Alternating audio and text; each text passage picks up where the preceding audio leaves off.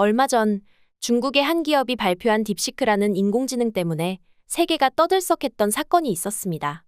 딥시크를 개발한 회사는 중국에서도 알려진 바가 없는 벤처기업이었고 더구나 개발 비용은 불과 80억 원 정도였다고 합니다. 그런데도 세계를 주름잡는 미국의 거대 기업들이 수천억 원을 투자해서 개발한 인공지능들의 견주어도 성능이 뒤처지지 않는다고 주장해 미국을 비롯한 서구권이 특히 경악하는 반응을 보였죠.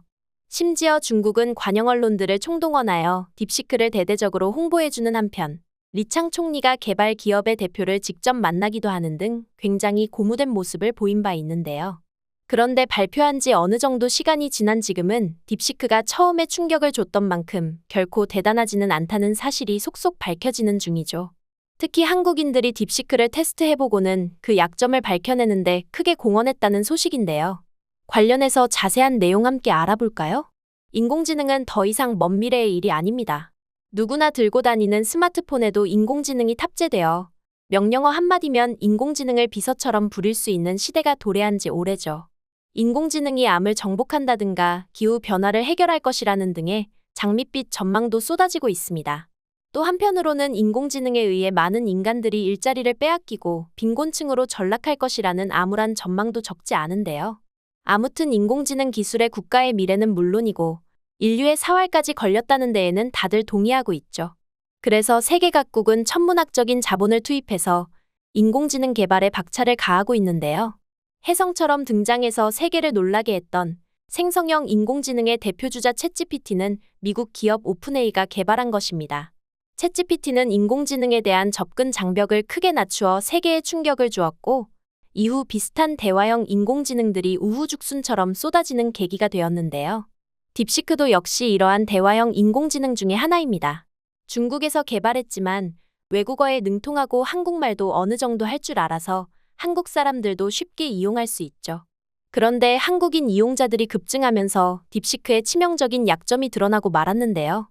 중국의 모든 인공지능은 인공지능 서비스 관리 방법이라는 법령에 의거하여 규제를 받습니다. 이 법령의 내용을 요약하자면 중국의 모든 인공지능은 공산주의 가치관을 견지해야 하고 이러한 가치관에 반대하는 지식을 생성해서는 안 된다는 것입니다. 예를 들어 중국 공산당을 이끌고 있는 시진핑 주석에게 어떤 단점이 있는지 물어보면 답변하지 못하는 식인데요. 중국어로 물어보면 답변을 회피하거나 엉뚱한 소리를 하고 때로는 시진핑의 모교인 칭화대학교에 대해 물어봐도 답변을 거부하는 등의 버그에 가까운 모습을 보이기도 합니다. 반면 한국어로 물어보면 그나마 정상에 가까운 답변을 한다는 사실이 한국 이용자들에 의해 공유되기 시작했는데요. 이에 어떤 이용자는 교묘한 질문을 던진 끝에 마침내 시진핑 주석을 비난하는 답변을 얻어내고는 이를 인터넷에 공유하기도 했죠. 이에 중국인으로 추정되는 네티즌들은 한국인들이 무례하다며 비난을 퍼부었지만 세계 각국의 네티즌들은 싸늘한 반응을 보였습니다. 시진핑도 신이 아니라 인간에 불과한데 자유로운 비판을 막는 중국의 행태가 참으로 한심하다는 것이었습니다.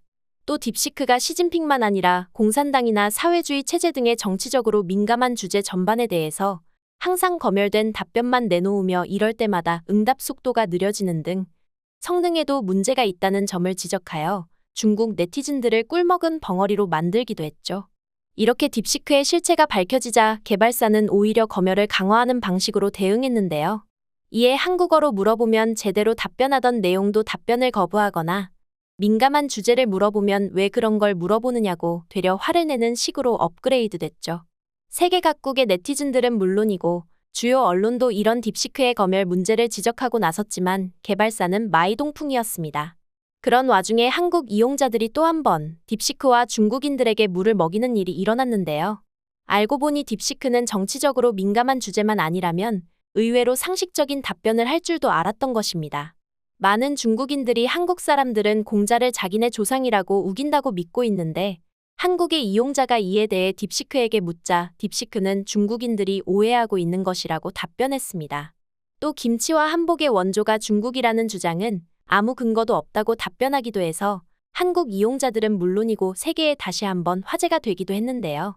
세계의 이용자들은 SNS 등을 통해 대학까지 졸업한 인텔리 중국인보다 딥시크가 훨씬 더 교양 있고 똑똑하다면서 과연 딥시크는 중국이 자랑할 만한 인공지능이라고 댓글을 달기까지 했죠. 그런데 유독 이에 중국인으로 추정되는 네티즌들만이 이에 대해 발작에 가까운 반응을 보였는데요.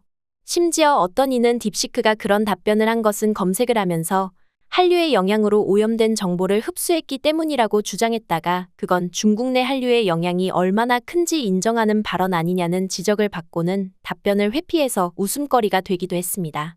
한편 일부 해외 네티즌은 급기야 검열을 피할 수 있는 노하우를 전수해달라고 한국인들에게 부탁하기도 했는데요. 한국인들이 앞서 교묘하게 검열을 피해 딥시크를 물먹인 사례들을 전해 들었기 때문이죠.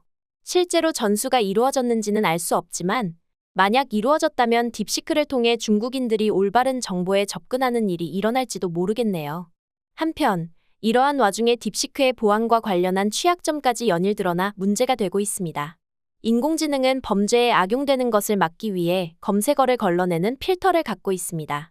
약물을 어디서 구입할 수 있는가, 폭탄은 어떻게 만드는가 같은 범죄로 직결될 수 있는 검색어를 걸러내고 답변을 거부하는 기능입니다. 그런데 딥시크는 이 필터가 제대로 작동되지 않는다는 사실이 밝혀져 논란이 되고 있는 건데요.